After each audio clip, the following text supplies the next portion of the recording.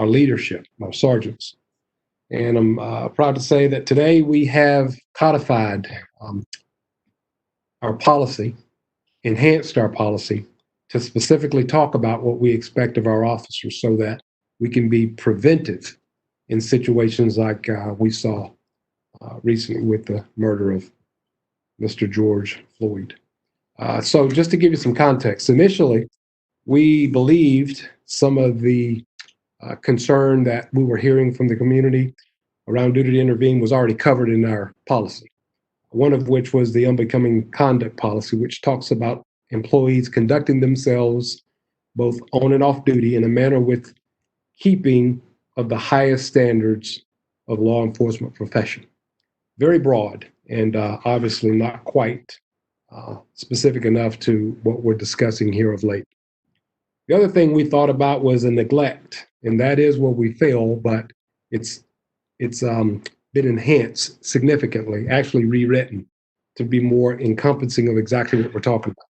Formerly, we just talked about an officer taking appropriate action in an emergency situation where there was the opportunity for substantial or irreversible damage. Obviously, that speaks more to maybe property than it did the sanctity of human life. So we wanted to specify specifically what we want our people to do to prevent the loss of life. So it is neglect of duty. It will be subsection F. It's already posted on our public website. And it says, as I read now, officers will take appropriate and immediate action in any situation in which they know or should have known their failure to act would result in an excessive response to resistance, formerly known as use of force, or any egregious behavior which shocks the conscience. Again, the whole point of that is we're not talking about a run-of-the-mill handcuffing situation. What that never looks good. No use of force in our profession ever looks good. We're talking something that rises to the level, and it's a legal term, about shocking the conscience, something that you don't expect to see from this profession. I think our enhancement to this policy now, it stands alone. It speaks for itself. It's an example of what we as an organization want to represent to this community that we serve. I'd like to thank all the people who've been involved. As I said when I started this, it's been a conversation externally and internally. And I'm happy to report that we finally got what we were looking for. And I think it speaks to the essence of our value of human life, how we want to approach the protection thereof, and also the engagement of our community who helped us develop and design this particular policy. At this point, I'll entertain any questions you may have. Yeah, Chief, the Safe Coalition's been pushing for about a year for this to actually be codified, adopted. Why did it take so long to make this happen? Again, as I said, we really believe that our neglect and our unbecoming conduct in consort had it covered, but this particular event made us realize the specificity is what people really needed to see and better understand, so that they can actually know that we're serious about it.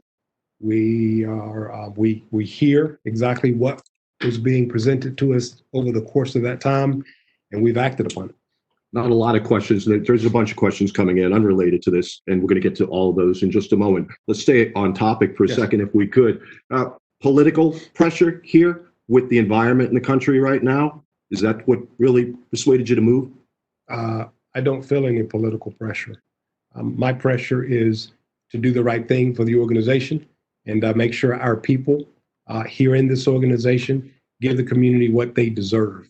And that's what we did here in this policy, I believe. It wasn't an easy policy to update. There was a needle thread here. Can you talk about the dynamics associated with threading that needle? Without a doubt. I keep saying we can easily change a policy, just words on a page, but the essence of it. And people have to have, we used to almost attach a name to a policy, meaning an officer makes a mistake, and then we create a policy to prevent that from happening in the future. This time, it's a point in time and a flashpoint to be better as an agency, be better as a profession, really, and to explicitly state that goal and to codify that in the policy. So we would be remiss if we didn't take this opportunity to do just that. Let's make it timely. Let's make it practical. Let's take the Minneapolis situation, if we could. Let's apply that here, heaven forbid. Sure. Let's apply that here in Charlotte. So you have the same type of situation that develops. You have an officer with a knee on the neck of a person they're investigating, trying to take it to custody, and you got 3 cops standing around with their hands in their pockets. No one does a thing to address it, to intervene, to stop it. What does that mean under this policy? This policy shows that it's a clear violation of what we stand for, and the policy speaks specifically to such a gross miscarriage of justice, and it would also hold people accountable in a way that it gives us the latitude to really a range of options to address that behavior. Meaning, if it's egregious enough, like the example we're talking about in Minnesota, I could very easily, after having the board convene, cite the person to civil service because that is not the kind of person we ever want to be a police officer here in the city of Charlotte. Yeah, NAACP, they've made recommendations, requests through the years, renaming patrol to peace officers, psychiatric evaluation for officers and recruits. Why change this policy? Why hopscotch above some of those other requests and recommendations that come in from other groups? Okay, so the psychological, we've been doing that for the longest. We continue to do that. We even have a psychologist who's on staff. We talked about CIT and also having a clinician in community policing, crisis response team, CPCRT. We do a lot of that already. People just aren't aware. The first part of that was you talked about the psychological. What was the other part of the other part was renaming patrol Sure. or police officers to peace officers? Right. Our goal is, again, to protect the sanctity of human life. I don't know that changing a title is going to really do that. We want to change a mindset. We want to change hearts and minds so that it aligns with the expectation of what the public wants. And what we want is public servants here who value the human life, and this policy also speaks to that. Changing just the title of what we're called, I don't know, will have the same fundamental accountability that this directive gives us. Do you model this directive after any other major city police departments in the country, and if so, who? Yes, we actually looked at a lot of them, and we were struggling to make them work for us. What we saw was looking at the, as I said, neglect and then the unbecoming conduct. We're able to combine those concepts into something more directly related to the behavior that we're saying is absolutely unacceptable here in this organization. Internal pushback. How did it land internally? Our internal advisory committee really gave us some substantive feedback. They made it in terms of something that is more understandable, because there were some terms in the initial drafts that were harder to understand and apply. This is much more precise and practicable. Chief, let's shift gears if we could. Since we're kind of living in the space now, transparency and accountability. CRB, they've been critical. They've been supportive, but they've also been critical. They've asked for subpoena power to allow their board, their body, to have subpoena power. Your thoughts there? For the 158th time, I supported subpoena power as long as all people, all parties to that incident were subpoenaed equally. Meaning if witnesses actually had some testimony, they would be subpoenaed as well, not just officers. And I still stand there. If you're not going to subpoena everybody who's a party to the incident, then I'm not going to support you just saying only the officers, because that to me does not display the full range of an investigation and give you the full context of an incident. Amanda Zoe with the Charlotte Observer. Welcome, Amanda. I know you got here a little bit late. She wants you to clarify what protesters, we'll skip around a little bit, protesters are legally permitted to bring to demonstrations, and she got specific here.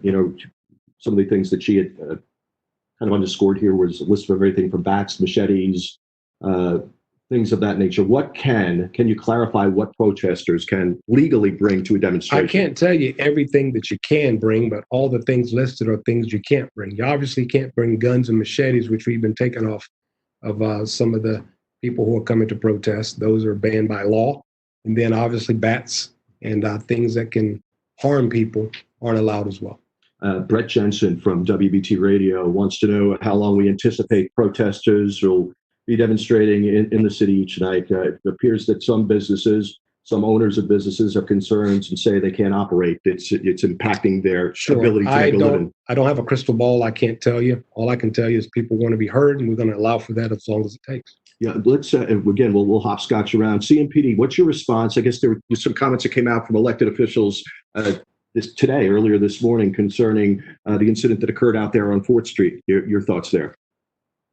My thoughts on how critical some elected officials have been given the circumstances that developed out there on 4th Street. Sure. Some of them were very specific when it came to agents that were deployed out there on 4th Street. I think they just wanted a response on that. All I'll say is that is under investigation. 2 investigations, actually, a review by the SBI. They're going to review it and make sure it's lawful, and then we're going to make sure all policies and procedures and protocols were followed internally. So I'm not going to react and respond to everything that anybody, elected official or anyone else has to say about it. I'm going to wait and get all the facts. And then when that internal investigation is complete, make that determination and live by what that determination is based on the facts. I'm not going to get into a back and forth or in a war of words. I don't think that's productive for anyone. Well, productive. So after the conclusion of the review by the State Bureau of Investigation into the incident that occurred out there on 4th Street, you are taking the position that the department will proactively petition the courts to have all associated video released. Absolutely.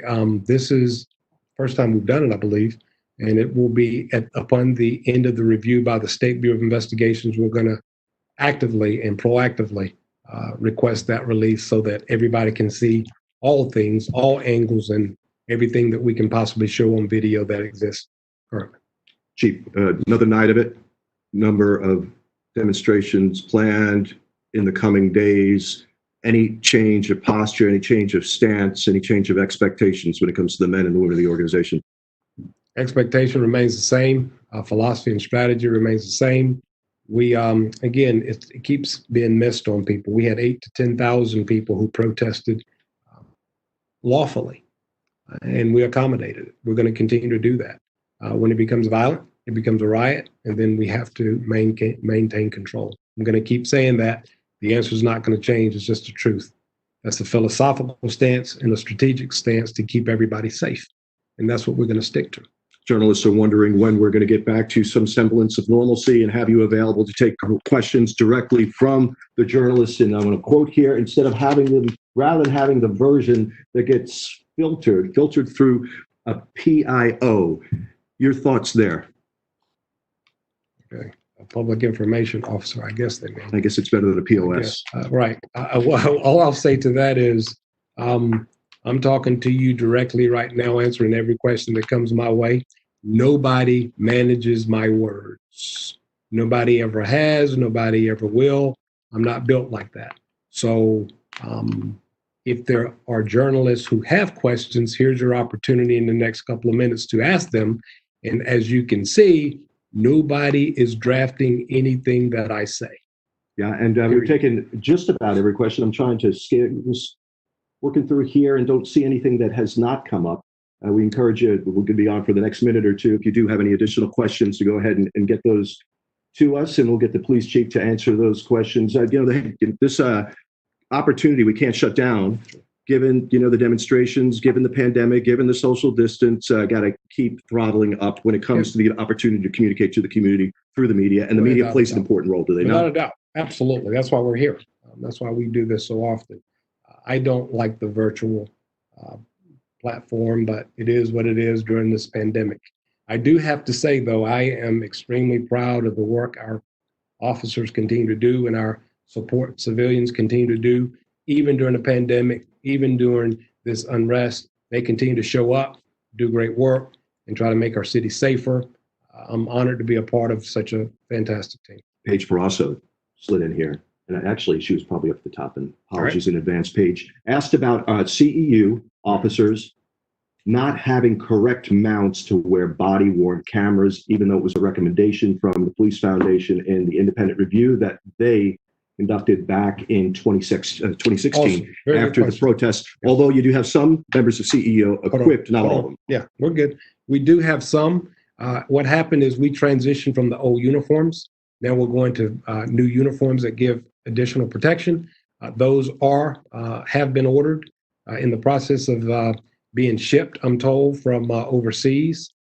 When they arrive in New York and then are shipped down to North Carolina, we will be able to upfit those mounts onto the new uniform. It is something that we take seriously. As I said, we've done all of our TAC teams.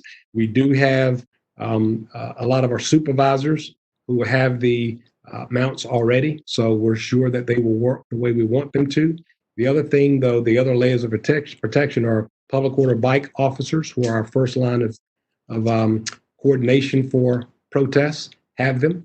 They've been outfitted. Our motorcycle units, who are part of the guidance of the protests to make sure they can keep traffic from interfering with people's exercise of the First Amendment. They have them as well. So we do have a layer of protection. And as soon as those mounts get here that have been ordered, all of our CEU members will then be able to don those body-worn cameras on the new uniforms that they've been outfitted with. Amanda Zoe is asking about the side holsters. When are the holsters expected to be on officers? Will there be a directive change that'll be accompanying that side holster? There's no need for a directive change. That is just, again, an alert that we're looking to implement to give another layer of protection to community members and our officers so that we capture more of the interactions.